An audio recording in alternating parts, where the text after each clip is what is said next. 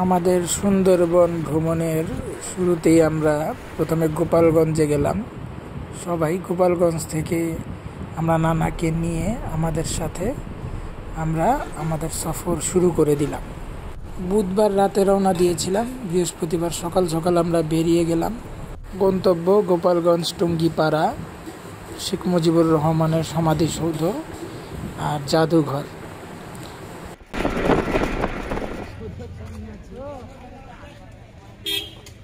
জাতির পিতা সমাধিসৌধ কমপ্লেক্স। ভাই কমেন্ট্রি নানারা এখন আসে, আমরা অপেক্ষা করতেছি। সব আইতেছে, নানারা আইতেছে, নানারা ওই চাচা ড্রাইভার লইতেছে।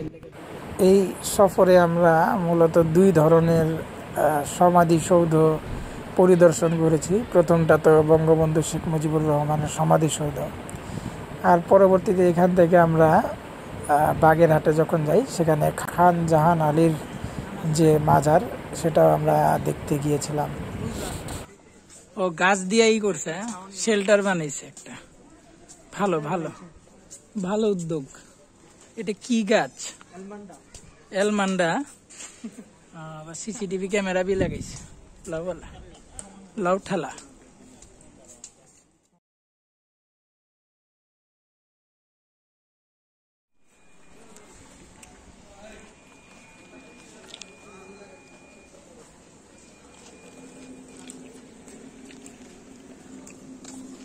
এই বাড়িতে নাকি জন্ম হয়েছে শেখ মুজিবের, এই বাড়িতে নাকি জন্ম, পুরানা বাড়ির মতো। এমন কিছু কিছু জিনিস রয়ে গেছে। আদি পৈতৃক বাড়ি এটা। এই যে চেয়ার গুলা,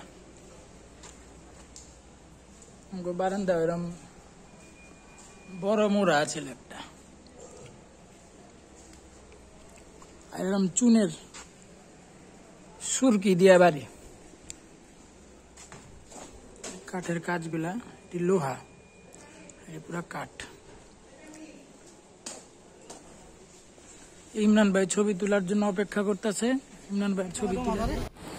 গোপালগঞ্জ টুঙ্গিপাড়া থেকে আমরা সরাসরি বাগেরহাট খান জাহান আলীর মাজারে রওনা দিয়েছিলাম। অটোর ভিতরে গ্যাঞ্জাম, আর এটার ভিতরে খাওয়া চলছে দই। প্রচন্ড গরমের মধ্যে আমরা আর আইয়ুব ভাই ঘুম। আইয়ুব ভাই পরে দিমুনের সুযোগ ঘুমাও।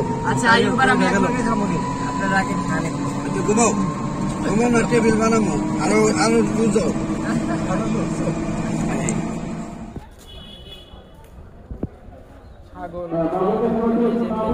খান জাহান আলী মাজার, বাগেরহাট।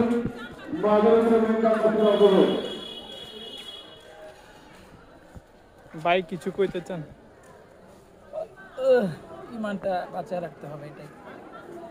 ইমানটা ধরে রাখা অনেক কঠিন। আল্লাহ হেফাজত করুক। থেকে বাঁচতে হবে আমাদের।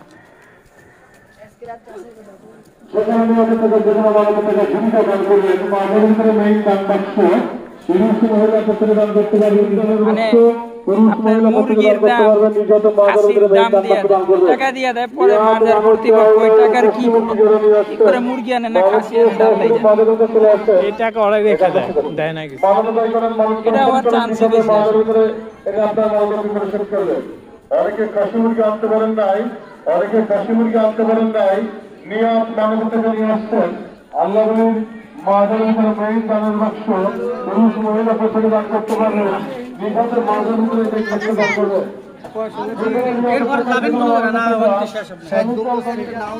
খান জাহান আলীর মাজার পরিদর্শন শেষে আমরা চলে গেলাম ৬০ গম্বুজ মসজিদ দেখার জন্য।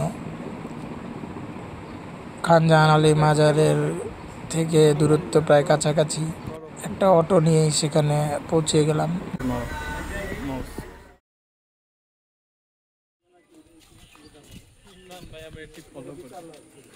ক্লিপ লাগাইছে হ্যাঁ ক্লিপ ফলো করে নাকি অ্যাডভান্স ইকবাল এই গাছটা দেখছেন কত সুন্দর বট গাছ মনে এই বট গাছের তা আমরা কি মসজিদের ভিতরে কসর করতে পারব না? হ্যাঁ এটাই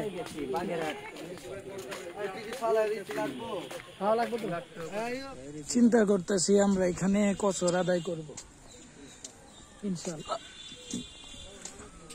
এখন আমাদের জোহর আসর বাকি আছে, জোহর আসর একসাথে কসর পড়া হবে।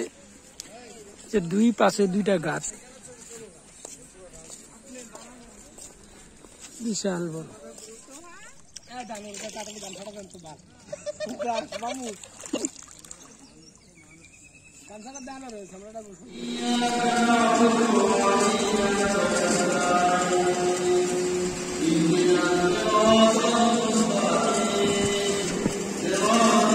সাত গম্বুজ মসজিদ দেখার পরে আমরা খুলনা জেলার ডুমুরিয়া থানায় প্রফেসর মোজাম্মেল হক সাহেবের বাসায় গিয়েছিলাম। প্রফেসর সাহেব সেখানে ছোট বাচ্চা আর তাদের অভিভাবকদের নিয়ে কোরআন শিক্ষার আর দ্বীনি তালিমের ব্যবস্থা করেছেন। সেখানে তিনি ইসলামী বিষয়ে তার এলাকার আশেপাশের সবাইকে শিক্ষা দিয়ে থাকেন। এখানে কিছু হাফেজি কোরআনের প্রয়োজন ছিল, তাই আমরা আমাদের লাইব্রেরির যারা সদস্যরা আছি আর যারা লাইব্রেরিকে সবসময় অনুদান দিয়ে সহযোগিতা করে থাকে, তারা আমরা কিছু হাফেজি কোরআন এই বাচ্চাদেরকে উপহার হিসেবে দিই। আমাদের মধ্য থেকে নানা আর ইমরান ভাই কিছু মূল্যবান আলোচনা রেখেছিল। আছেন আনাস, তাওহীদ, ঈসা, তারপরে ফারুক, তারপরে আছেন আইব মাহফুজ, সালমান। আমরা কিন্তু সবাই মোটামুটি স্টুডেন্ট, ব্যবসায়ী, কর্মজীবী হিসেবে আছি। হাদিস পড়েছিলাম, যে হাদিসটা পড়ার পর আমার আর কি কাজটা করার প্রতি উৎসাহ বেড়েছে। সেটা হচ্ছে যে আমি একটা হাদিস পড়লাম, হাদিসটার মধ্যে লেখা আছে যে আমাদের সন্তানের জন্য আমাদের পিতামাতারা জাহান্নামে যাবে। হাদিসটা পড়ে আমি খুবই মর্মাহত হয়েছি, কারণ আমরা আমাদের সন্তানের জন্য কি না করি। সকালে ঘুম থেকে ওঠা শুরু করে ঘুমানো আগ পর্যন্ত সময়টা কিন্তু আমাদের পরিবারের জন্য আমরা ব্যয় করি। আমাদের সন্তান কিভাবে ভালো খেতে পারে, ভালো পড়তে পারে, ভালো শিক্ষা অর্জন করতে পারে, সুস্থ হতে পারে, তার ভবিষ্যৎ ভালো করার জন্য টাকা পয়সা কীভাবে আমি অর্জন করে তার ভবিষ্যতের জন্য কাজে লাগাতে পারি, এই চিন্তাগুলো আমরা কিন্তু সকালে ঘুম থেকে ওঠা শুরু করে ঘুমানোর রাত্রে আগ পর্যন্ত আমরা করে থাকি। এবং এটা করতে যে হবে না, আমরা দেখো তোমরা যারা কোরআন পড়ো তাদের কাছে কোরআন ছিঁড়ে যাচ্ছে, তাড়াতাড়ি ছিঁড়ে যাচ্ছে। কোরআনটা তো তাড়াতাড়ি ছিঁড়ার কথা না। আমরা তো ছোটোবেলায় কোরআন শিখছি, কোরআন তো তাড়াতাড়ি ছিঁড়ার কথা না। কোরআন যখন যেবা 2 হাত দিয়ে উঁচু করবা, 2 হাত দিয়ে রাখবা, রেলের পরে পড়বা, আবার যত্ন করে রাখবা, কভার দিবা, মুলার দিবা, মুলার দিয়ে রাখবা, রেলের পরে রাখবা, আবার কাপড় মুড়িয়ে সুন্দর করে রেখে দিবা বাড়ি নিয়ে। আর যখন খুলবা তখন এক হাত দিয়ে আমটা নিয়ে অন্য বইয়ের মতো আনলে কিন্তু বেয়াদবিয়ে করবে। কোরআন সুন্দর করে ধরবা, তাহলে কোরআন ছেড়বে না।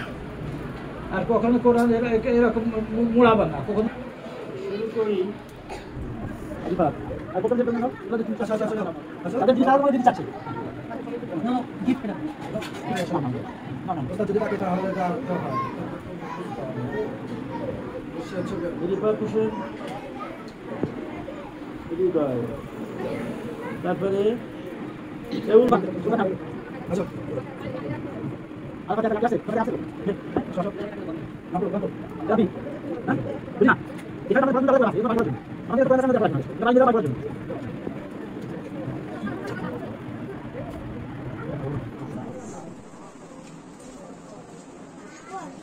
সবাই বাইরে অপেক্ষা করতেছে।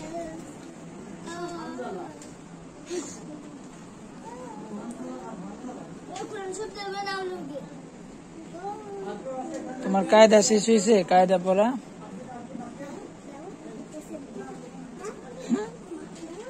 পিচ্ছি। বাচ্চাদের কোরআন বিতরণ করে আমরা সকালের নাস্তা খেয়ে নিলাম। ভাত আর সাথে অনেক ধরনের মাছ আর চুই ঝাল দিয়ে গরুর মাংস ছিল। খুব তৃপ্তি সহকারে আমরা খেলাম। এটি কি মানে বিক্রি করবেন? পোনা যারা আর কি চাষ করে ওরা ই করবো না, ওরা ঘুরতেই আছে থামাথামি নেই। আমাদের অবস্থা এই মাছগুলোর মতো, আমরাও ঘোরাঘুরি আর শেষ করতে পারিনি। পরবর্তীতে আমরা চলে গেলাম চন্দ্রমহল, সেটা ডুমুরিয়ার থেকে অতি নিকটেই।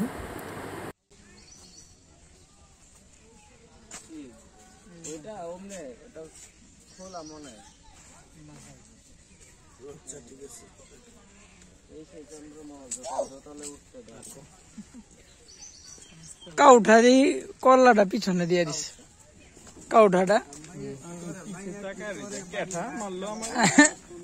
কে মারলো? হ্যাঁ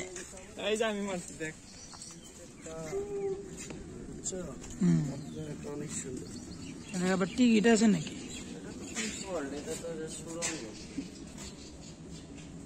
সুরঙ্গ দিয়ে বলে পাশে যান, সুরঙ্গ প্রসঙ্গ সুরঙ্গের নিচে সব দিয়ে একবারে ইয়ে হয়ে গেছে, শেওলা হয়ে গেছে। সাইডে মাছ মোচা ছিল, সাইডে যে গ্লাস দিয়া মাছ মোচ দেখা যেত, আগে হয়তো দেখা যেত, এখন কিছুই নেই, সব শেওলা রয়েছে,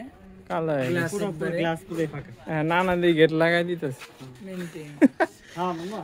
মেনটেনেন্সের অভাব আর কোন রকম লাগছে কিছু আছে নাকি ভিতরে কি ভাই? ওনাদের জিনিসপত্র শো পিসের মতো লাগতেছে। আগের কলম শো পিস, তরবারি, এটা তরবারি বাঁশের কলম মনে হয়। যদি ওই যে তোমার ক্যালিগ্রাফি করতো, ক্যালিগ্রাফি। ভিতরের চুলের কাটা, পাকিস্তান আমলের টাকা, রুপিয়া। অল্প কয়টা আমার কাছে আছে। কোনটি? এটা ওয়াকিং স্টিক, মজার একটা জিনিস। এটা ওয়াকিং স্টিক, এটা তো ইয়ের মতো, ফোরিং টাইপের জিনিস। এটা ফোরিং না, এটা ফোরিং না, এটা জর্দানের টাকা। এটা হলো ম্যান্টিস। তুই ঘ্যান্টিস কোনটা? এটা ম্যান্টিস। মান্টিস ওই যে এটা কি খাটের উপর বলবেন না? বন্ধু আছে বলতেছে খাটের উপর বসবেন না, বিয়ে করালি আর কবি ভাই খাটের নিচে বসা যাবে। খাটের নিচে বসবেন না, খাটের উপর বসবেন না, কবি ভাই বিয়ে করালি। এই যে এটা, বাঘ, এটার নাম কি জানি, কলের গান, পিঠের হাড্ডি। ওই যে কোমর আড্ডিটা না এটা তিমির পিঠের হাড্ডি। এখানে আপনি পাবেন সাদা এই যে যাবার এই একটা মাছ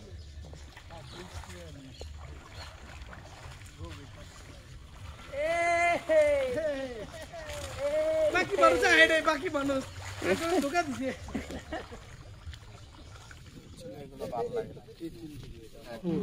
প্রাকৃতিক খালি যদি গাছ ভালো লাগে, ভালো লাগে নিমে গেছে প্রাকৃতিক পানির মধ্যে নামেন, গোসল করছে আর আমরা এমনি দেখে ভালো, আমরা ওই যে এই যে তোর ভিডিও তো লেলিস যা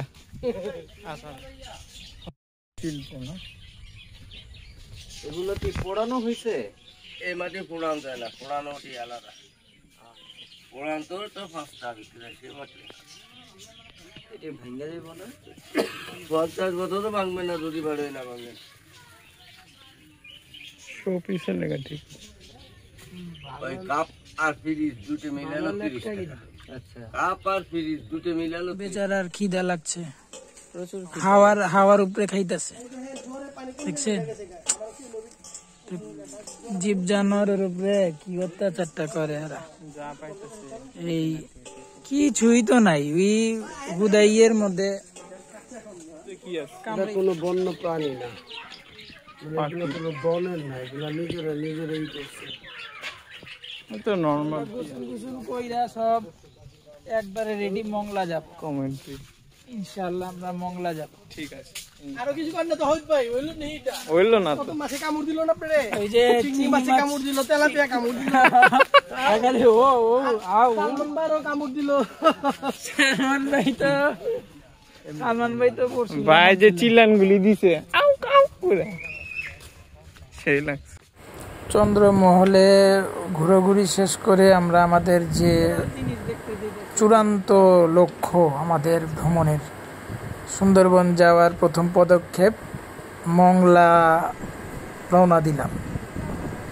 প্রথমে তো আমরা একটা অটো নিয়েছিলাম, পরে একটা জিপ গাড়ি ভাড়া করে মংলায় রওনা দিয়েছি। মংলায় যাব।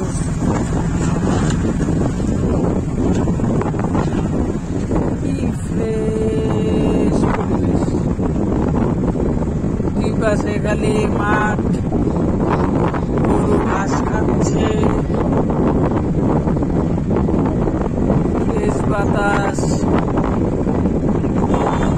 আবহাওয়াটা দেখে ছাগলের জীবন। আচ্ছা, আমরা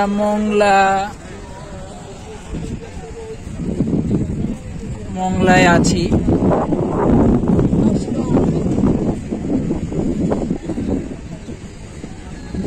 মংলায় আছি।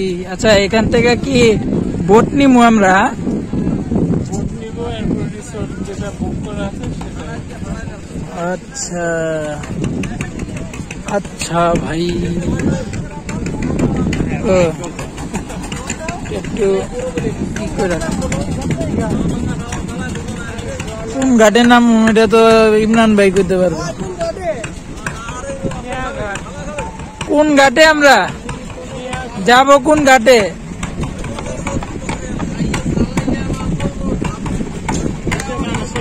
আমাদের তো বলছে ওই পার চাইতে, এখন কোন ঘাট এটা তো কয়নি, হ্যাঁ হ্যাঁ, জিজ্ঞেস করি। ওই পার বলতে ওই পার জায়গাটার নাম কি এটা তো জানতে হবে না?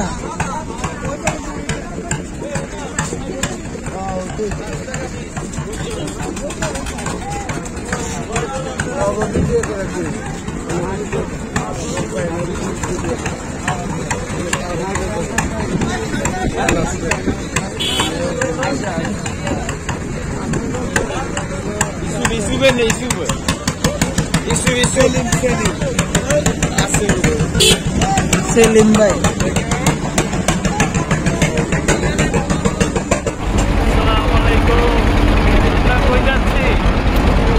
আমরা তো ওই পারে যাচ্ছি।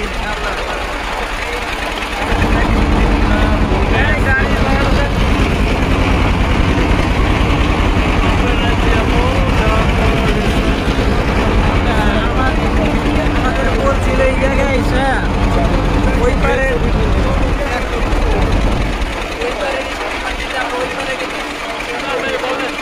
আমরা মোগলা পোর্ট এসে পড়েছি, এখন আমরা নদীর ওই পার যাচ্ছি, সেলিম চাচার বাসায়।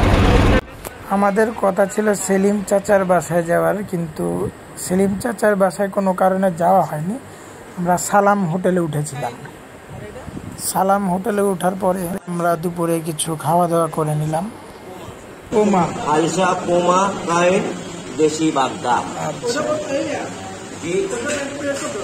150, 120, 180, 50, 100, 180, 120, 150,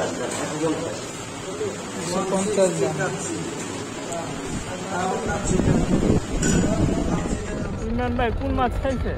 এই যে এটা খেয়েছে, যেটা আর আলো দেবো কেমন ওস্তাদ মাছ দেখবেন এটা। ওস্তাদ এই যেটা খেয়েছেন আপনারা, কান মাছ কয়টারে এই যে এটা বড়টা, কান মাছ না নাক মাছ?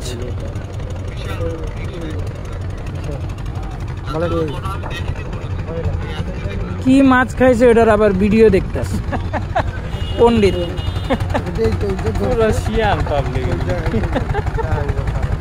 আমি খাই নাই মাছ। আমরা মাগরিবের পরে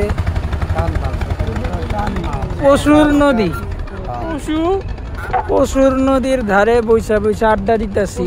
নদীর ঘাট এইখানে বৈশা আড্ডা দিতেছি সবাই আমরা বৈশা। এই যে মাছটা দেখছেন, মাছটা কেমনে ধরছে ওটাও দেখাইতেছে। আর ওটা বড় মোটাটা, এই যে দেখছেন কত বড়, এটা বাইন না। হ্যাঁ এটাই তো কান মাছ। বলেন দর্শক মন্ডলী, আমরা লাইভে এই জন্য আসছি, আমার এক ভাই আর নানা কাইন মাছ নামক একটা মাছ, যেটা দেখতে সাপের মতো, সেটা দিয়ে আজকে দুপুরে কি করেছে হ্যাঁ, এবং হজম হয়ে গিয়েছে। খুব মজা করে খেয়েছে। তার চামড়াটা নাকি অসাধারণ, এত টেস্ট। তো আমি আমার ভাইদেরকে জানিয়ে দিতে চাই, সেটা এক ধরনের এই মেসেজটা যারা যারা দেখবেন, এর মধ্যে আমার ভাবিও দেখতে পারেন। ভাবি আপনাকে বলে দিচ্ছি, আপনার হাজবেন্ড আমাদের ভাই আব্দুল আজিজ ভাই ওই মাছটা খেয়ে এসেছে আজকে চামড়া সহকারে, এত টেস্টি। তো আশা করি আপনি তাকে জিজ্ঞেস করবেন এই মাছটা কেমন দেখতে। আপনারা কি জানি কইলো চামড়াটা খাইলেন না ভাই? চামড়াটা তো খাইলাম না, মিস করলাম। চামড়াটা খাইলাম না, চামড়াটা কিন্তু তো মাছটাই খাইলাম। ওই মাছটা এর থেকে বড় মিস আর হইতে পারে না। এই ব্যাপারীরা আসছে মাছ নিতে।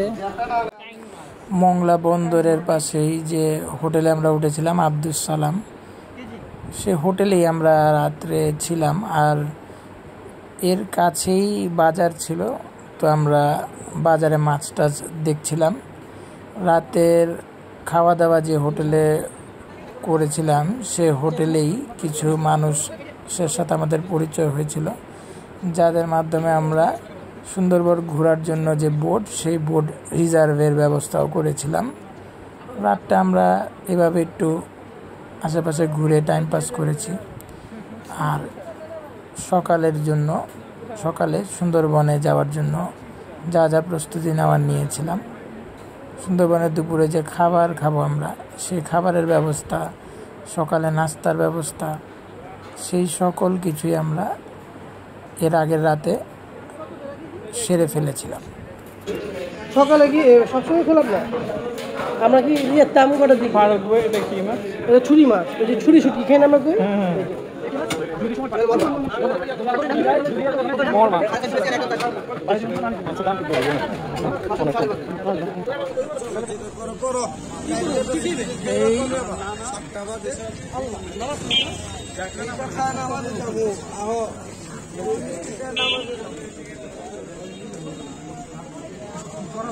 ওই যাবেন, এনে যাবেন না ওনে যাবেন?